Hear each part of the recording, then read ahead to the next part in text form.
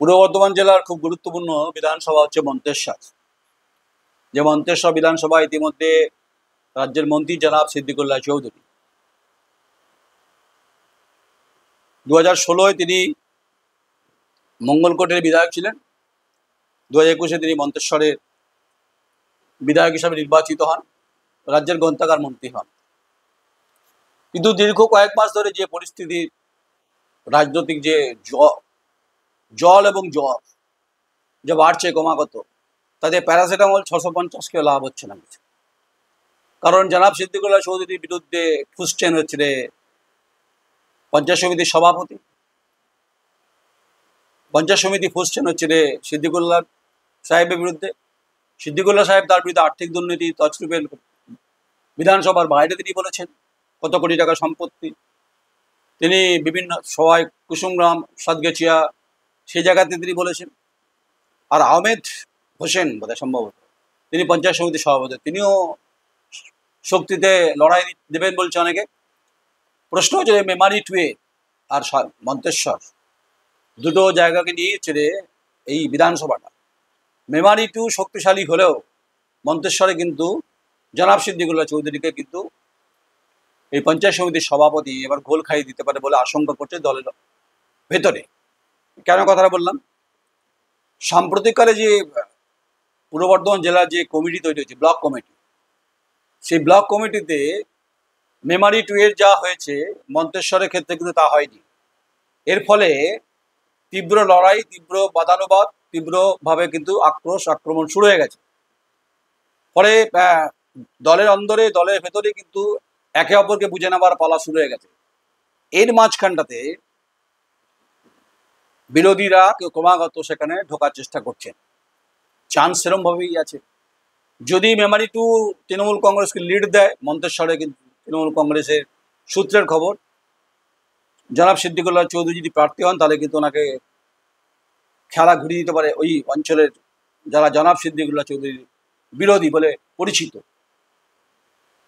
আবার এটাও হতে পারে জনাব সিদ্দিকুল্লাহ চৌধুরীকে মন্তেশ্বর থেকে এবার সরিয়েও দিতে পারে, যেহেতু আশঙ্কার কাটা, আশঙ্কার মেঘ বা গোয়েন্দা দপ্তরের রিপোর্ট এবং জেলা পুলিশের রিপোর্ট, সেটার উপর নির্ভর করে মমতা বন্দ্যোপাধ্যায় মুখ্যমন্ত্রী প্রার্থী করার ক্ষেত্রে। এবং লোকাল থানা দীর্ঘদিন ধরে একটা সংকট চলছিল, রাজনৈতিকভাবে আর্থিক লুটের অভিযোগ ছিল, গ্রামের মানুষের ওপর নিপীড়ন চলছে, যে অভিযোগগুলো বারবার আসছে। এবং যেখানে ইঞ্জিনিয়ারদের পড়ে পড়ে মার খেতে হয়েছে, সে ঘটনা ঘটেছে। এই সমস্ত ইস্যুকে সামনে রেখে জনাব সিদ্দিকুল্লাহ চৌধুরী ভেবেছিলেন যে মন্তেশ্বরের কমিটিটা তারা অন্তত কন্ট্রোলে থাকবে। তা যখন হয়নি, দুর্গা পুজো শেষের পর, প্রতিমা বিসর্জনের পর আদৌ কি অভিষেক বন্দ্যোপাধ্যায় সাধারণ সম্পাদক মন্তেশ্বর নিয়ে ভাববেন? যদি ভাবেন তাহলে হয়তো এই যাত্রায় মান রক্ষা হতে পারে। নাহলে আগাম বলছি, এবারে কিন্তু মন্তেশ্বর বিধানসভা তৃণমূল কংগ্রেসের কাছে হার নিশ্চিত হয়ে যেতে পারে। কারণ দলের ভেতরেই রয়েছে মানে বড় গর্ত। একটা অনুগামী হচ্ছে জনাব সিদ্দিকুল্লাহ চৌধুরীর অনুগামী, আরেকটা হচ্ছে পঞ্চায়েত সমিতির সভাপতি তার অনুগামী। এই দুই অনুগামীর ভিড়ে মাঝখানে বিরোধীরা। এখন বিরোধী কারা? এখানে বিরোধী কি আইএসএফ, এখানে বিরোধী কি বামফ্রন্ট, এখানে বিরোধী কি বিজেপি? এগুলো নির্ভর করছে যত বেশি দিন গড়াবে জনাব সিদ্দিকুল্লাহ চৌধুরীর সঙ্গে পঞ্চায়েত সমিতির সভাপতির লড়াই যখন ক্রমাগত বাড়তে শুরু করবে, আর এই কমিটি যখন ওই জায়গাতেই অবস্থান করবে, যদি পরিবর্তন না হয় বিশেষ করে মন্তেশ্বরে, তাহলে কিন্তু বিরোধীরা কিন্তু এবার পাশা উল্টে দিতে পারে। মানে গট আপ গেম হয়ে যেতে পারে, শাসক দলের ভেতরেই কেউ হয়তো খেলা খেলে দিতে পারে। এই রিস্কটা মমতা বন্দ্যোপাধ্যায় নেবেন না। একজন পরিপক্ক রাজনীতিবিদ হিসাবে তার দীর্ঘ সংসদীয় গণতন্ত্রে তার ভূমিকা, আর অভিষেক বন্দ্যোপাধ্যায় সাম্প্রতিক তার রাজনৈতিক যে পরিপক্কতায় অন্তত মন্তেশ্বরের মতো জেতার সিট অন্তত তারা হারাতে চাইবেন না। সেক্ষেত্রে হয়তো একটা অপশনাল পোস্ট একটা জনাব সিদ্দিকুল্লাহ চৌধুরীর জন্য হতে পারে, যেটা হতে পারে উত্তর চব্বিশ পরগনা জেলার যে কোনো বিধানসভা সেফ গেম যেখানে বা সেফ সাইড। সেক্ষেত্রে এখানে অন্য কোনো প্রার্থী হলে হতে পারে। নাহলে কিন্তু যদি জনাব সিদ্দিকুল্লাহ চৌধুরী প্রার্থী হন তাহলে কিন্তু তার যে বিপক্ষ অনুগামী তারা কিন্তু খেলা খেলে দেবে। এটা গোয়েন্দা দপ্তর রিপোর্ট। তাই এখন চুপচাপ রয়েছে। বিভিন্ন মানুষের আক্রোশ ক্রমাগত বাড়ছে, সভাপতির বিরুদ্ধে রোষ বাড়ছে, রোষানল হচ্ছে, মন্ত্রীর ওপর আস্থা হারাচ্ছেন। যে মন্ত্রীর কথা দল শুনলেন না, তিনি পরে আক্রান্ত হয়েছেন, তিনি লাট খেয়েছেন লাট্টুর মতো। আর্থিক দুর্নীতির প্রশ্নে এত রিপোর্ট জমা দেওয়ার পরেও হলো না কেন? এগুলো কিন্তু ইস্যু হবে এবার, এগুলো ইস্যু হবে এবার। যারা মার খেলেন ইঞ্জিনিয়ার তারা তো ব্যতীত হয়েছেন, রেশন ডিলার তিনিও মার খেয়েছেন, জমি সম্পত্তি বিভিন্ন লুটের অভিযোগ আছে, প্রমাণ আছে আমার কাছে, কাগজপত্র আছে। তাই শাসক যতই মুখে বলুক না কেন যে আমাদের মধ্যে কোনো কলহ নেই, এটা একদম দ্ব্যর্থহীন ভাষায় মিথ্যা কথা বলা হচ্ছে। মন্তেশ্বরে মাটি উত্তপ্ত রাজনৈতিকভাবে শাসক দলের বিরুদ্ধে বিষোদ্গার করছে, সেই মাটি ধরে রাখতে আদৌ জনাব সিদ্দিকুল্লাহ চৌধুরী পাবেন কিনা, বা দল তাকে টিকিট দেবেন কিনা, নাকি রিপ্লেস করবেন অন্য কোথাও, অন্য কোনো জেলায়, সেখানে এখানে নতুন কোনো মুখের সন্ধান হতে পারে। সেটা কার অনুগামী হবেন সেটা দল ঠিক করবে। কিন্তু ফলে মন্তেশ্বরে ব্যাকফুটে আছেন এখন অব্দি জনাব সিদ্দিকুল্লাহ চৌধুরী, মানিটু তার সাপোর্টে থাকলেও মন্তেশ্বরে যে আসল যে জায়গাটা মন্ডল গ্রাম, এই বিস্তীর্ণ অঞ্চল ব্যাকফুটে, এই ব্যাকফুটটা লেফট ফ্রন্ট কীভাবে কাজে লাগাবে সেটা তাদের উপর নির্ভর করছে। একসময় বামফ্রন্টে গড় ছিল সেখানে, বিজেপি সে অংশ যেহেতু সংখ্যালঘু আছে এখানে বিরাট অংশের মানুষের, আমি ভোটটা ভাগ করছি না, সংখ্যালঘু আর সংখ্যাগুরু ভাগ করছি না, কিন্তু সংখ্যালঘু ভোটটা তো ফ্যাক্টর, সেটা বিজেপির পক্ষে যাবে ভেবে দেখবেন মানুষ। তাহলে কি আইএসএফ প্রার্থী দিলে কি সংখ্যালঘু ভোটটা ক্যাপচার হবে, কাটতে পারবে? ভোট কাটাকাটির রং কি খেলা হয়ে যেতে পারে। তাই পশ্চিমবঙ্গের যে ছেড়ে দিন, পূর্ব বর্ধমানের 16টা বিধানসভার মধ্যে মন্তেশ্বর বিধানসভা এবার কপালের চিন্তার ভাঁজ শাসক দলের আছে। যদি সাংগঠনিক রদবদলের ক্ষেত্রে যে ঘটনা ঘটেছে তা যদি পরিবর্তন না হয় তাহলে বিপদ, পরিবর্তন হলে কিন্তু একটা ব্যালেন্স হতে পারে। তাই কালী পুজোর পর নির্বাচন মোটামুটি শুরু হয়ে যাবে, কিন্তু মন্তেশ্বরে মাটি উত্তপ্ত হবে। আর মানুষ ফুঁসছে ক্রমাগত, বিভিন্ন ইস্যুতে ফুঁসছেন, সভাপতির বিরুদ্ধে ফুঁসছেন, মন্ত্রীর বিরুদ্ধে ফুঁসছেন, কর্মী সমর্থকরা চুপচাপ আছেন, হতাশ হয়ে আছেন। আর্থিক দুর্নীতির প্রশ্নে যখন অনেক কথা বলেছেন মন্ত্রী নিজে দাঁড়িয়ে বিধানসভার বাইরে, বিধানসভার ভেতরে, ভেতরে করিডোরের, এবং হচ্ছে মন্তেশ্বরে বহু জায়গায় তিনি বলেছেন, 21শে জুলাইকে ঘিরে হয়েছে। যাই হোক, আমাকে এবার বিভিন্নভাবে সংবাদ ধারাবাহিকভাবে করার পরিপ্রেক্ষিতে কিছু হুমকি টুমকি আমার কাছে এসেছে, যেটা আজকে বলে দিই। আমি মনে করি গণতান্ত্রিকভাবে যে সাংবাদিকতা যেটা আমি করি সেটা আমি করব। আমি কারো দলদাস নই, না আমি কারো কৃতদাস, না আমি কোনো প্রভুত্ববাদে বিশ্বাস করি।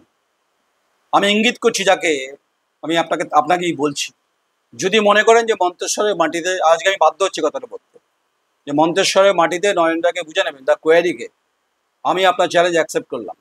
আমার কাছে খবর আছে, একদম নির্দিষ্ট খবর আছে।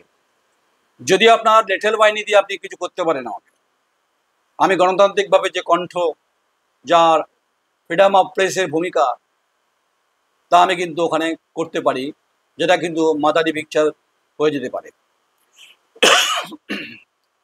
দূর থেকে দেখুন আমাকে, আমি খুব সুন্দর ব্যাপারটা, মানে আমি নায়ক নই, আমি তো সিনেমা করি না। তাই আপনার লেঠেল বাহিনী হোক বা স্যাঙাত বাহিনী হোক, আপনি রেডি রাখতে পারেন আপনার ভাষায়। আপনি বলছেন মন্তেশ্বর দিয়ে পেরোলে বুঝে নেবেন, আপনার দম থাকলে আপনি বুঝে নেবেন আমাকে, যদি কলজের দম থাকে। আমি শহরেই থাকি, আর আমাকে বোঝার জন্য বামফ্রন্টও বলেছিল বুঝে নেবো। তৃণমূল কংগ্রেস শুরু শাসনে আসার পর থেকে বহু নেতাই আমায় বলেছিল বুঝে নেবো, বুঝে কেউ নিতে পারেননি আমাকে। আমি মানুষের পক্ষে, মানুষের কথা বলি গণতান্ত্রিকভাবে। আমি দাঁড়িয়ে দুর্নীতির বিরুদ্ধে আপোষহীন সংবাদ করি, এটা আমার দায়িত্ব। দুর্নীতি তো হয়েছে কেন, ওয়াকফ সম্পত্তি লুট, বিভিন্ন প্রকল্পের টাকা, বিভিন্ন গ্রাম পঞ্চায়েতের কাটমানি, এ তো হয়েছে কেন। ইঞ্জিনিয়াররা মার খেয়েছে, এ তো হয়েছে কেন। 3 জন মার খেয়েছে, রেশন ডিলার মার খেয়েছে, মন্ত্রী লাট খেয়েছে। তা সত্ত্বেও বলছি, এবারে নির্বাচনে 2026-এ বিধানসভা নির্বাচনে মন্তেশ্বর নির্বাচন সংকট হয়ে যেতে পারে তৃণমূল কংগ্রেসের। আর আমি ধারাবাহিকভাবে সংবাদ সারা পশ্চিমবঙ্গ জুড়ে যেমন করি, মন্তেশ্বর আমার স্পেশাল অ্যাটেনশন থাকবে। যদি আমাকে কোনোভাবে চেষ্টা চলে, দেখা যাবে। बातों बातों में बात नहीं बनता भाई, कम से कम बात को भी बुनियादी तौर पे कुछ करके दिखाना चाहिए। अब करके दिखाओ, अपनी করে দেখান আমাকে। বাকি আমি আমার গণতান্ত্রিক পদ্ধতিতে যেখানে বলবার যে আওয়াজ, যে বুলন্দ, जो मैं कहता भी हूँ, जो मैं যেটাই বলি, যেটাই সবসময় চেষ্টা করি, সেটার ব্যান্ড আমি বাজিয়ে দেবো নিশ্চিত। আমি কোনো তালেবর নই, আমি কোনো মাতব্বর নই। আপনি তালেবর, মাতব্বর, তাই আপনাকে আপনি ভাববেন আপনি কি করবেন। আমাকে চমক ধমক চমকি আমি কোনো কবি খুশি কবি গম মুভি করতে আসিনি, কিন্তু ভাবার কোনো কারণ নেই। আমি খুব মানে শাসনে চমকে যাব, ভুল হচ্ছে। আমি চাটাইয়ে বসে সাংবাদিকতা করি না, চাটাই পেতে।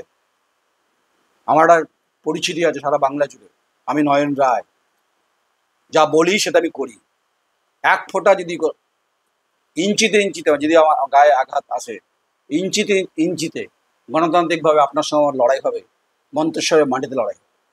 দেখবো কে জেতে, আপনি জিতবেন না গণতান্ত্রিকভাবে পদ্ধতিতে ফোর্থ পিলার জেতে। वक्त बताएंगे, समय बताएंगे। এক লাইক করুন, দাবান। আপনাকে ব্যক্তিগত আক্রমণ করিনি, আপনার নাম এখন উচ্চারণ করেছি, সেটাও করতাম না। আপনি আমার পরম শত্রু এরকম ভাবার কোনো কারণ নেই, বা আপনি আমার পরম মিত্র এরকম ভাবার কারণ নেই। রাজনৈতিকভাবে সাংবাদিকদের অর্থাৎ সংসদে গণতন্ত্রের সঙ্গে ফোর্থ পিলারের ভূমিকা, সাংবাদিকদের একটা বিরাট ভূমিকা রয়েছে। আপনি জানি না বুঝবেন কিনা, পলিটিক্যাল ডেমোক্রেসিতে আর যে ফোর্থ পিলার ডেমোক্রেসির একটা ব্যাপক সম্পর্ক। টাকা থাকলে রাজনীতিবিদ হওয়া যায় না, টাকা থাকলে রাজনীতি বিরাট নেতা হওয়া যায় না। নেতা হতে গেলে লাগে যোগ্যতা, নেতা হতে গেলে লাগে সহনশীলতা, নেতা হতে গেলে লাগে কথা, নেতা হতে গেলে বড় বড় চোখ নয়, নেতা হতে গেলে দামি দামি জুতো গাড়ি নয়, নেতা হতে গেলে মাস লিডার হতে হবে। তাই আপনার মাটি রিক্ত সিক্ত হচ্ছে কিনা বলতে পারবো না, ওই পোকা আকারে কিন্তু শীত কাটছে, নিশ্চিত থাকুন। নমস্কার, আমি নয়ন রায়। আপনারা লাইক করবেন। মন্তেশ্বরের বিধানসভা নির্বাচনের আগে দেখা হবে, দেখা যাক কিসমে কিতনা है দম, সেটা সময় সঙ্গে সঙ্গে পরিষ্কার হয়ে যাবে। নমস্কার।